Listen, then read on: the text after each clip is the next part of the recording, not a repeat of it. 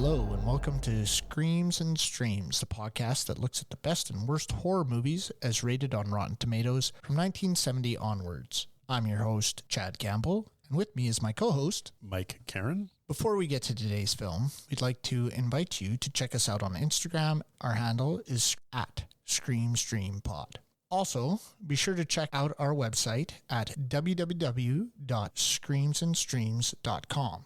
That's Screamsandstreams.com, where we have information about our episodes, links to our research, and our watchability scale, where we rank all of the films we are looking at. Please be sure to rate, comment, and subscribe to our show on any of the platforms where you get your podcasts. Just a warning, in the podcast we do jump around in the plot when we are discussing the details, and we may end up spoiling the film if you haven't had the chance to see it yet. If you are someone who doesn't like spoilers, we recommend that you stop listening now. Check out the film and rejoin us for our discussion. We are looking at director Jim Clark's film. It scored 40% on Rotten Tomatoes. Now let's get into it. Mike is going to give us our summary. So the movie today is Madhouse, and the summary is: horror movie actor Paul Toombs, famous for playing Dr. Death, suffers a nervous breakdown before going to England to do a TV series. Cast and crew members start dying the way characters did in Toombs' old movies. All right, now I'm going to mention that this is our first watching of the film, so we're going to give you our first impressions. My first impression, I'm going to kick this out, is the movie's junk. It's a rough watch. It's slow.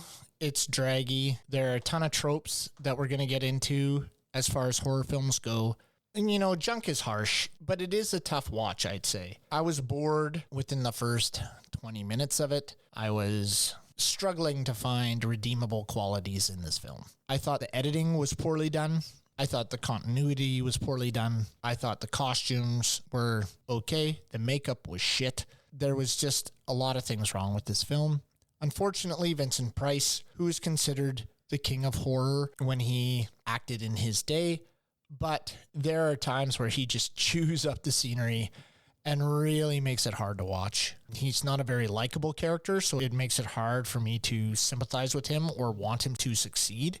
Yeah, frankly, I just really didn't like the film. That's my first impression. Go ahead, Mike. I got to agree. I didn't enjoy it. And I have to confess that I haven't seen a lot of Vincent Price horror films. I've seen The Pit, The Pendulum, maybe a couple others that would air at midnight on a Friday. I remember when I was in like elementary, junior high, on Fridays and Saturdays at midnight, they would air the old sort of Paramount Studio horrors. Right. And I think I've seen a couple of Vincent Price in there, but this is my first real focused watching of him. And I wouldn't go back to watch another Vincent Price movie after this one. It's not enjoyable. His acting is over the top or terrible. I don't know which. I don't know if he's misdirected or misunderstands what he's supposed to be doing, but every instant where he's on film, I don't enjoy his performance. I don't enjoy his character. I don't enjoy his lines. So most of the film, because he's in almost every scene. Yeah, he's in 95% of the movie. I didn't get it. I didn't understand how this man became as big as he did. And maybe like this is colorized, this is modernized. He is someone from the old studio features of the 40s and 50s. Right. That's where he shined. But now in 1974, he's played out.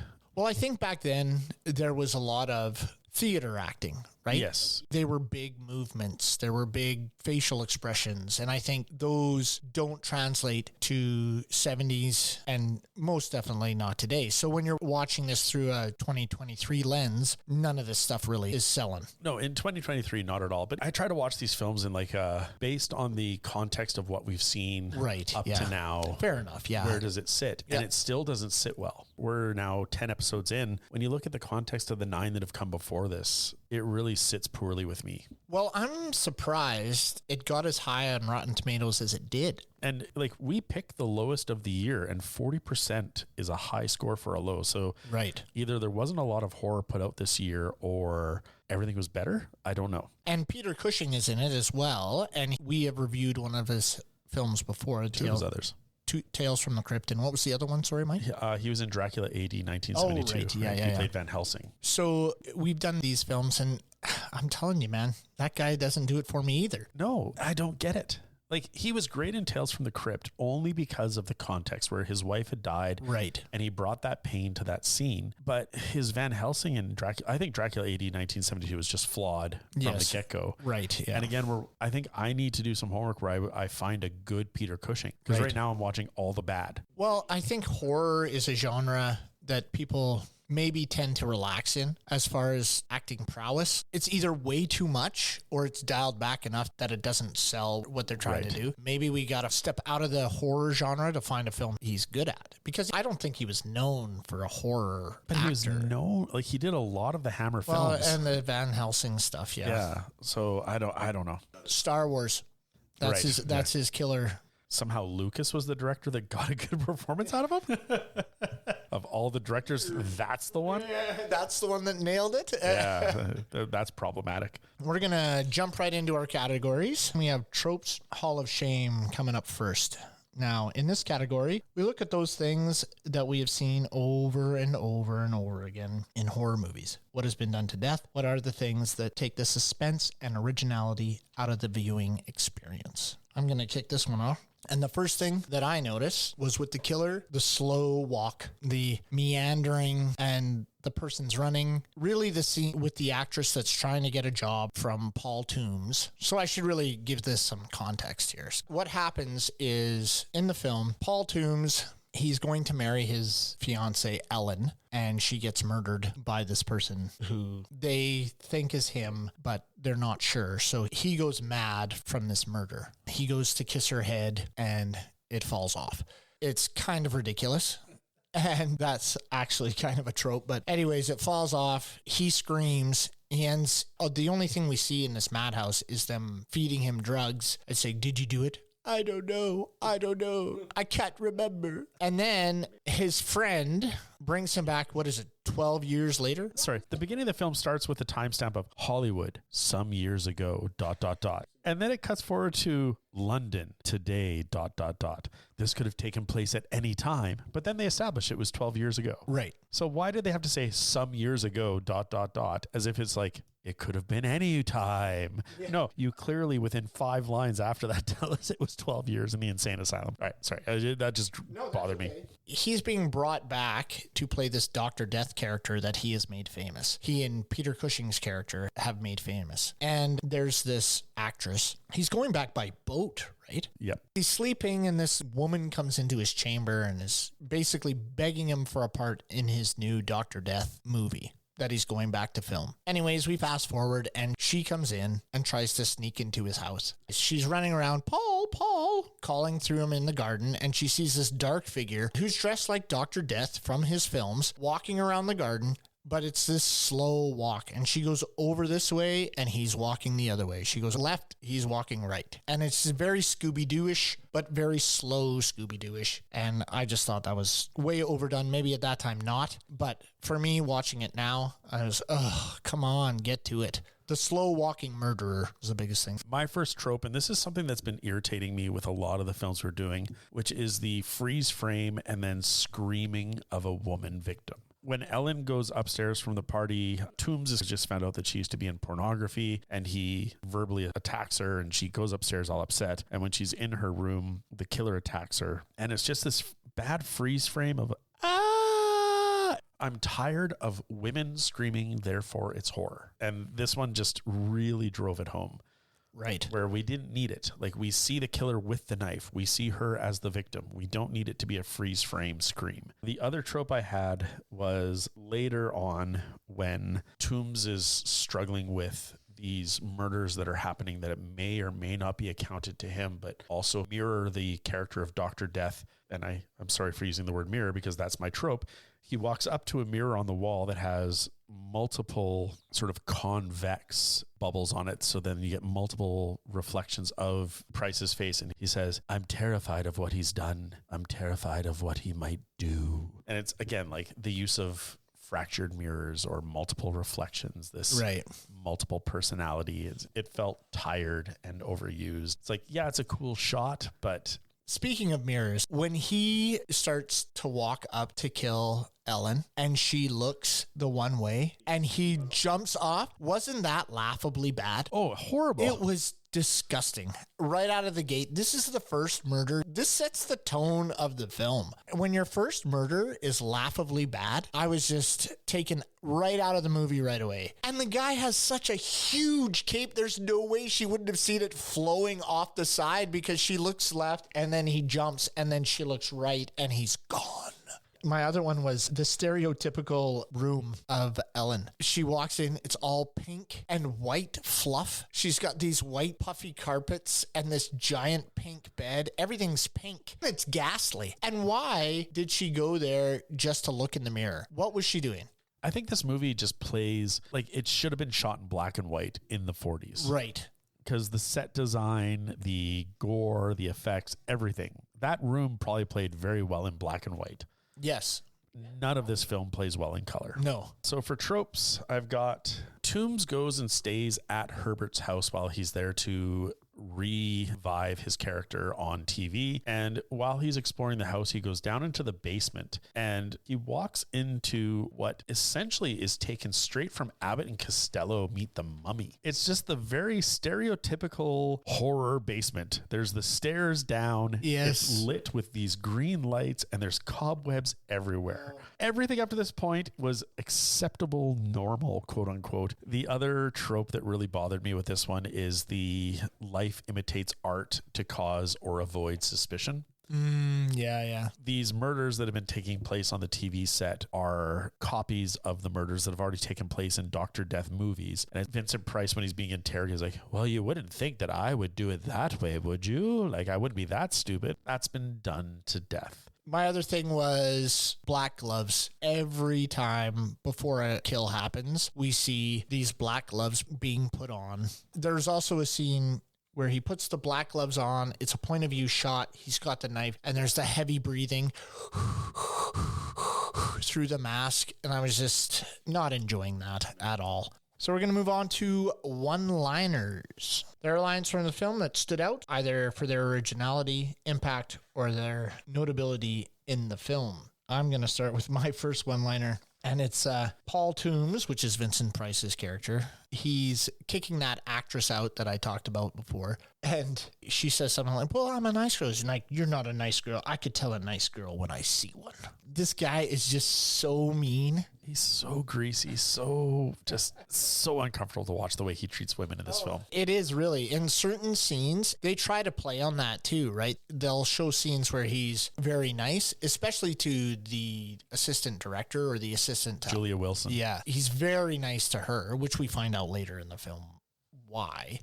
But everybody else, he's just such a dick. Such a dick. My line was towards the beginning of the film when he's at the party, and at this point he's with Ellen, who is his first love. And while they're there, this man, Oliver Quayle, walks up and says that he's worked previously with Ellen. And we find out that she used to be in pornography. Right. She acted very well and did many films for me. It was a very not subtle nod to 1970s porn. And Vincent Price is immediately offended by this. And he looks at her and he's just like, I must run some of your films in private, of course. And at that point, I didn't know if he was very angry with her or if he was just like, I'm going to go watch some of your porn by myself. Right. Nudge, nudge, wink, wink. You know what I mean? And then we find out like, no, he's pissed off. He's angry. He's judging her and essentially breaks off his relationship with her at that point. Right. I don't know, when your main character is an ass, it makes it really hard to be invested in the movie to see him succeed, right? I have another one. So when he's acting, they try to introduce a new character to the Dr. Death scenes. He's going to be his assistant. And he says, Miss Peters, as they say in horror movies, you will come to a bad end. He's just like all the time. Okay, so now we're going to move to what doesn't hold up. Here we take a look at those things in the film that feel dated with a modern viewing. They may have been fresh and original at the time, but they just don't hold up when we watch them in this day and age. One of the first things that really irritated me, bothered me, I don't know, it was in the opening scenes of the party. Everybody's skin looked gross. Like, right? The makeup was horrible. Over makeup. And I kept looking at Ellen like, was she really tanned? And they must have like white-faced her, for lack of a better term. Like, she looked blue/gray. I couldn't figure out what was going on. And then Vincent Price's makeup was like a shotgun of makeup. It was plastered on his face. They all had this crazy amount of eye goop on them. They looked like they got hit. If you've seen The Simpsons where Homer Simpson shoots Marge with the clown gun, they look like that. It is ridiculously bad. But again, probably would have played well in black and white, right? Because in black and white, you need to emphasize things like that. Right, for sure. So this whole film, it's almost like it's people that were stuck in Vincent Price's beginning of his career. Like, we need to make a modern film. But just like Tombs is stuck in the past, the filmmakers and everybody, the makeup artists, were stuck in the past. Everything plays like it should have been black and white. Do you think that was a conscious choice then? I think it was just bad filmmaking. Because if it was a conscious choice, you're drawing that parallel between Tombs' character and the whole entire filmmaking process. That's pretty ingenious. We're giving a level. But that's a lot of credit. Yeah, that's to a what lot is going on. I just don't see it. I don't see it. Right. So that one drove me nuts. The other thing that drove me nuts, and this plays the same thing or talks to the same idea. In the opening credits, they sound like the old studio horror movies from Paramount. Like, the song is old-timey. Yeah. The credits run old-timey. And I know modern films don't have opening credits, right? They have like a cold open to a smash cut of the title or whatever. Right. And then we have our closing credits. And in the old days, you had to have opening credits. But this film felt like it was the old studio where it just keeps listing names and names over and over again, like a Warner Brothers cartoon. Oh, it went forever. Yeah. It just, again, played like it wasn't in the 70s. It was back in the 40s and 30s. They could have maybe even shown Paul Tombs' career. Yeah, they could have done expositional in work with background while the credits were. But instead they showed Boris Karloff. Yes. But they're like, oh, like, we're paying homage to the old Paramount Studio films. So here's Boris Karloff. Like, I couldn't get over it. My thing was the beauty queen at the beginning jumping through and introducing Paul Tombs, and just the worst voiceover. That audio didn't match what I thought was coming out of her mouth. And she just comes like, it's this airy fairy. Oh my God. It was so bad. And she's in a bikini, and it was just bad. The other thing I had was the effects. I thought the effects were laughable. Horrible. In every scene. We've already talked about the makeup. The makeup for Dr. Death was okay. I enjoyed the skull thing. The skull where the teeth were on his lips and you couldn't even see his mustache. It worked if he never opened his mouth. Yes, that was all right. Like, I gave a pass on that. But the spiders, oh my God. There was times you could see the fishing line on the spiders as they lowered down, and then you could see the hard cut to a real spider. That was laughably bad. So my what doesn't hold up / I guess this could have been also under the tropes is the woman Elizabeth Peters who had confronted Tombs on the boat and then went to Herbert's house to again confront him and get killed by Dr. Death. She also broke into his car. The best part about the whole, she's in his car and says, I was just hoping for a ride, is I thought that was an excuse to be in Tombs' car. But then she then tries to flag down the next 2 vehicles driving away from the ship for rides. So she legitimately needs a ride. Unnecessary scene. But so Elizabeth Peters goes to Herbert's house, gets killed by Dr. Death, gets put into a rowboat and sent off to drift down the water. Right. The next day, these boys are fishing and he casts his line. And it bothered me so much because I'm like, okay, these boys are fishing, whatever. And he's like, ooh, I've caught something. And he's like reeling it in. And then it cuts to not like a dead body found. He has cast his line across a boat that is docked. And then eventually like he pulls and it's the body in the rowboat. And that's how the death is discovered. Right.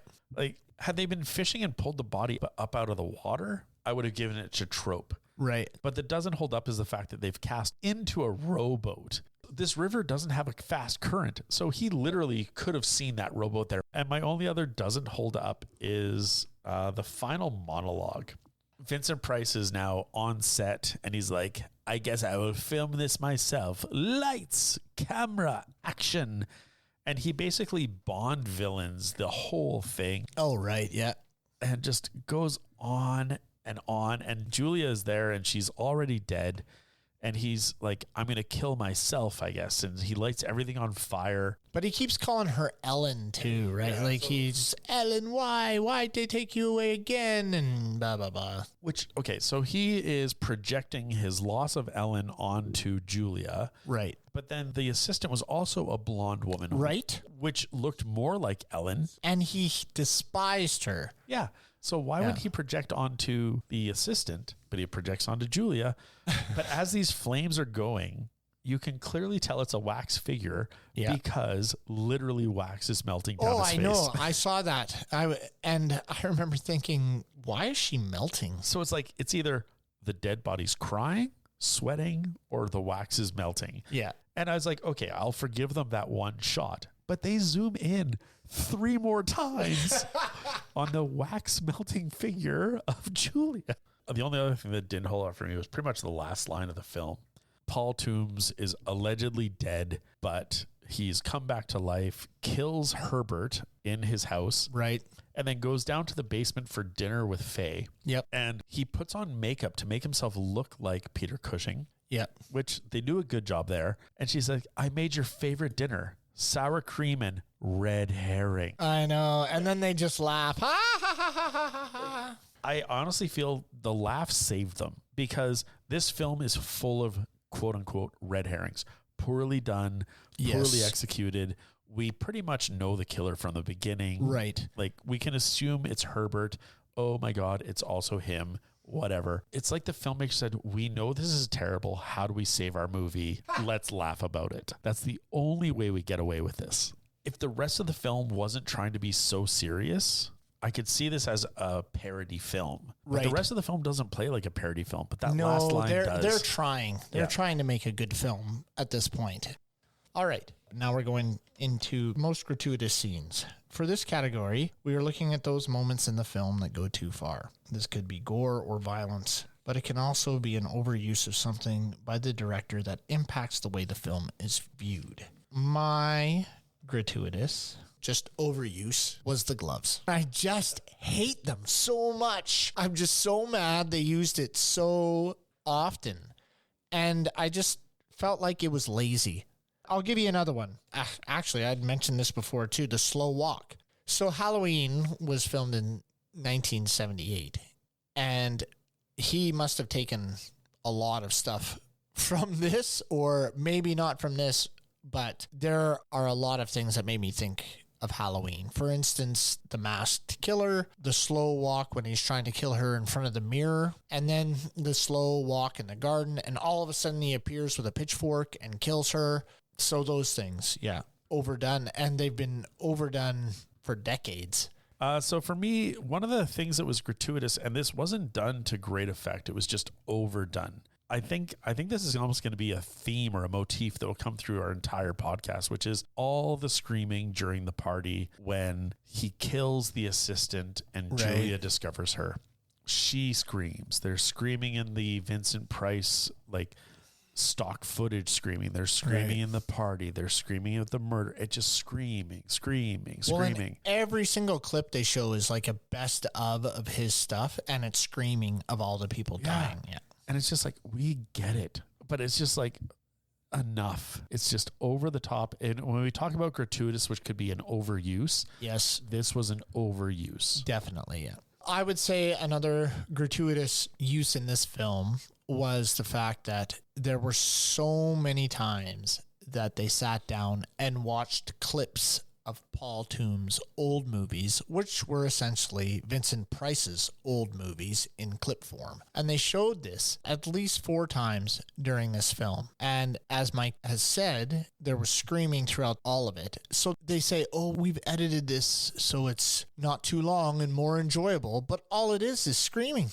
Too long and not enjoyable. Yes. And there's so many parties. They have 4 parties in this movie, and every time he leaves, of course, then someone dies. I did not like the constant sitting and look how great Paul Toombs is and look at all these films that he's done. Just on that idea of the clips and references to Paul Toombs' previous career, which were essentially Vincent Price's careers. Like, so many reviews said this was an opportunity for it to be the Sunset Boulevard for horror. It's a film by Billy Wilder where it's looking at a scriptwriter and revisiting their career and sort of giving a swan song to sort of say, like, look at what you've done and how you've accumulated all these accolades in your career, and this is your goodbye. This was a great opportunity for a farewell to Price to say, these were your moments of greatness. These were your moments of screen glory. And we're going to show them to the audience and revisit and live through them and celebrate them. But instead, you're right, it beat us ad nauseum over the head to the point where it's like, I don't care. Well, and this guy is supposed to be a legend of horror film. And all I got was annoying screaming throughout the whole thing. And shots, like fast shots of the film to Vincent Price and his reaction, the film to Vincent Price and his reaction, the film to the audience. And for me, as someone who's never really lived the Vincent Price filmography, this is not a film to make me go back and revisit. This is a film that makes me say he was of a time and this is the nail in his coffin. Well, and that's the thing. After watching a film like this, you don't really want to go revisit his other works. Not at all. So you're just left with this guy? Which is too bad. Actually, the biggest thing I would say I love Vincent Price for was on the Thriller album when he did the voice for Thriller. That was great and super scary, and his laugh was amazing. So Vincent Price has been acting since 1938. Oh, so we're talking almost 40 years into his career. Right. And this is how we're almost going to say goodbye to this person? Like, it's so sad. Well, and I think probably, as you've stated, it was written as an homage to him and his career, right? Through this fictional character of Paul Toombs. But they just executed it very poorly. Like, I would almost say that Edward Scissorhands, where he plays the inventor, is the better end. Right. To his career. My other gratuitous scene revolves around Faye. And just to give a little context, at the opening party when Toombs discovers that his wife is a porn star, that is the scene where we learn that Toombs is proposing to her. So he's like, I've got all these accolades, and also I have got the best award, which is a marriage to Ellen. And Faye's like, oh, look at him. He has everything. She's immediately judgmental. She looks mad. She looks very, very vengeful and mad. Which led me to think, like, maybe she's the killer. Because there is a moment where there's a tracking shot with a knife in the opening murder. Yes. Where you see a white face with red hair, and Faye is red haired. So I was like, holy shit. I even wrote it out, but I scratched it out as we began to discuss it. Faye is the killer. That's my back it up moment, is backing it up to look at the reflection of the knife to see that it's a red haired person. Right.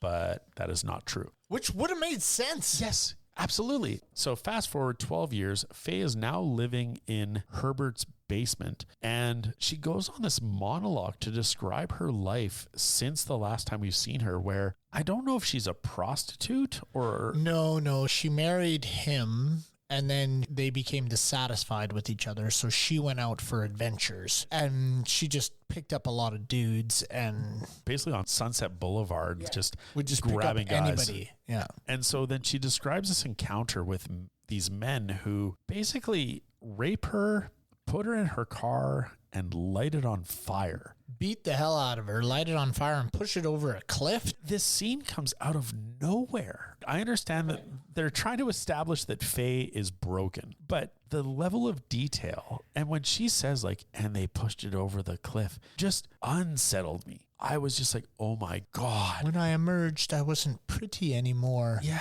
And her makeup, while it's not the best, but it's the best for this film. I don't know, man. Like, for what she went through, she should look worse. I just was like, this poor woman has just been destroyed. That's the film this movie should be, is her life. Who cares about Toombs? Yeah, let's get the Faye movie. And then she hides in this basement and has made friends with these spiders. Yeah, like a crazy cat lady, but with spiders. Yeah. Which they don't really explain.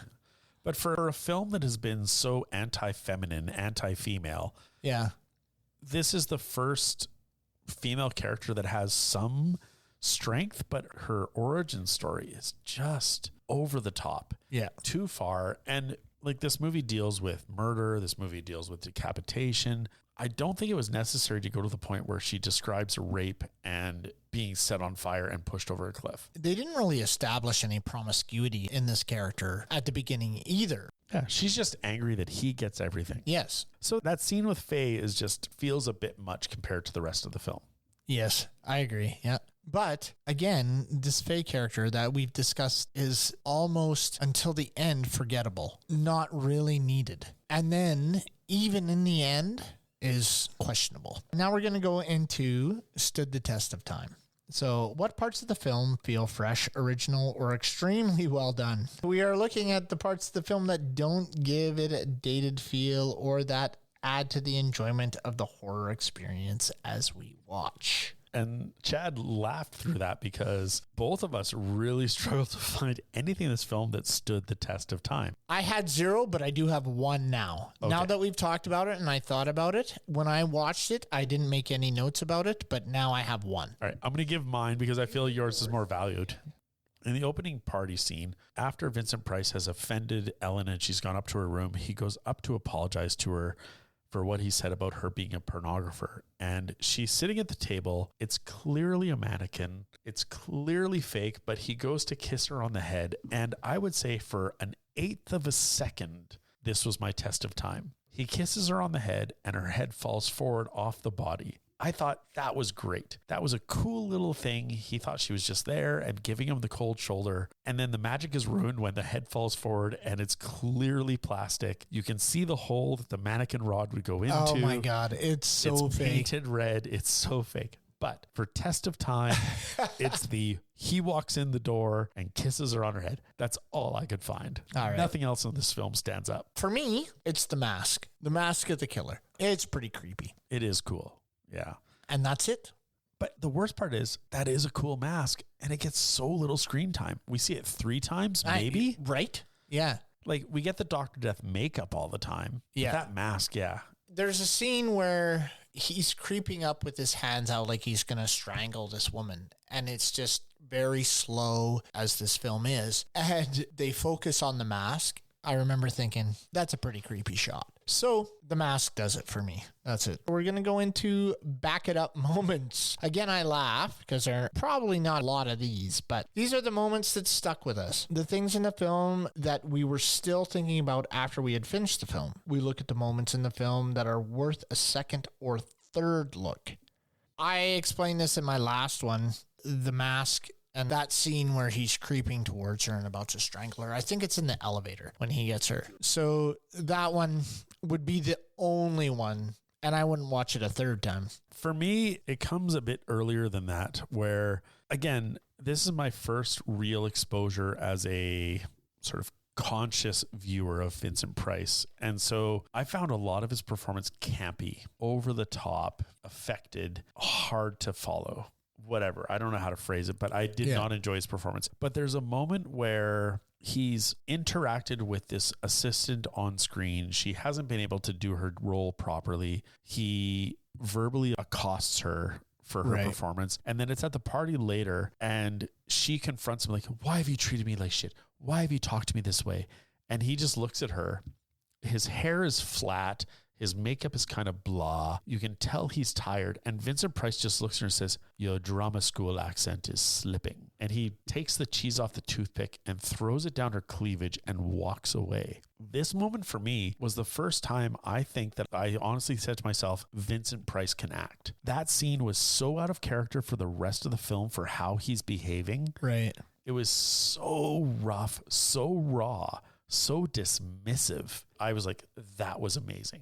You don't feel he was dismissive in other areas of the film? He was dismissive in other areas, but it was in an elitist way. Like, oh, darling, go over there. Like, right. I just felt that everything was based on his mustache, almost like when he had his mustache curled, he's like, I'm in my character. I'm in my role. I'm doing my thing. But this was the real actor, the real moment where it's like, I'm tired. I'm angry and I'm done. Yeah. I don't want to talk to you. Yeah. I'm going to my room. And I thought to myself, I want to see a movie with this Vincent Price. I'm done.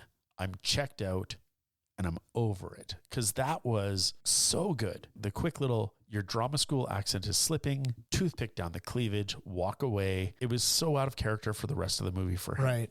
I know he's dismissive of women. I know he's a misogynist. I know he mistreats people, but this was at a level very different from the rest of it. But I don't know if it's out of character in the rest of the film. I think what really sold that is that that's what that character should have been, and he actually hit it at that point.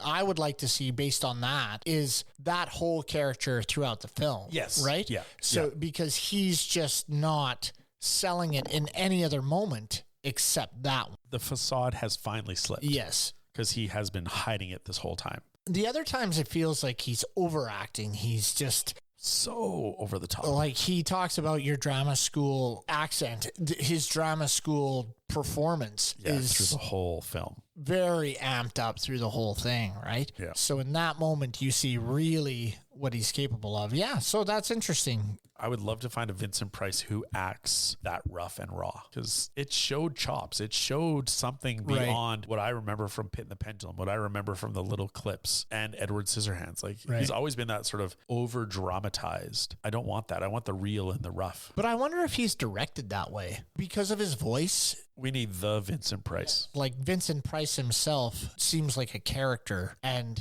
I think maybe in that moment, we really saw something. This makes me want a Man on the Moon of Vincent Price. I know, right? I would love to see a biography of him or a story of him. So it would be interesting to see what someone would do with that. But who would play him? Who would play Vincent Price in a Vincent Price biography? Cillian Murphy. That voice? Cillian Murphy with voice coaching. Yeah. Well, he's got the skeletal features. And he's at the age now where he could he play a young Vincent Price and an old Vincent Price? I think so. Cillian Murphy's ageless. Yeah. Nice call. We are moving on to bonus features. As we watch the film, we also do some research to add to the experience of watching the film. These are things that we found that add color to the story of the film. Mike, you're going to kick. So the first thing I want to bring to the table is just the who did what after this, or where did they go from there? Jim Clark, who directed this film, unfortunately, I don't know what the word is, but had a much more impressive career as an editor. When you look at his accolades as an editor, The World Is Not Enough,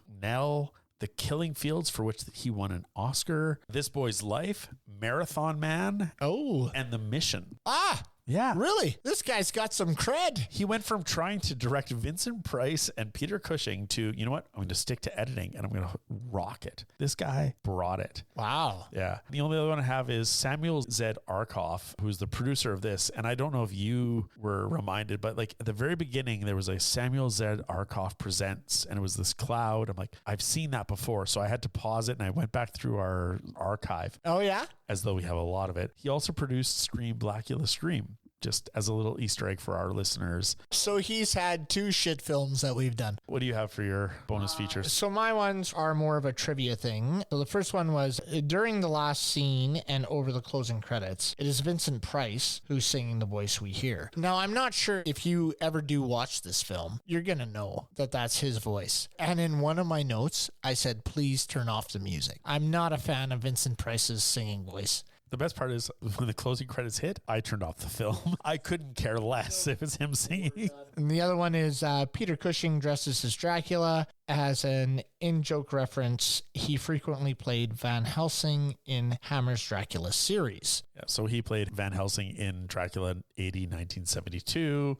Which we have also reviewed on this podcast. Bonus features for this were actually really hard to find. Yeah, there was not a lot. I looked and I could not find a lot. Yeah. I hunted and hunted. The only thing that I found that produced significant meat for bonus features, and I was just like, this is too much, was there's a website, tvtropes.com, and it tore this film apart. It probably had, our tropes, we had 7. They probably listed about 30. Oh, wow. And I was just like, I guess I could go into the research and really just rip this film apart. At that point, it was almost pulling at threads to find things to find issue with. And I think we found enough issue with this film that we didn't need to destroy it at that point. No, we kind of did our thing. But you're right. It was hard to find anything on this film beyond the surface. I did find 2 reviews that had some great quotes. Leonard Maltin gave it 3 out of 4 stars and said, good, if somewhat imaginative, which doesn't read like a 3 out of 4 star review. And then Frank Kurtz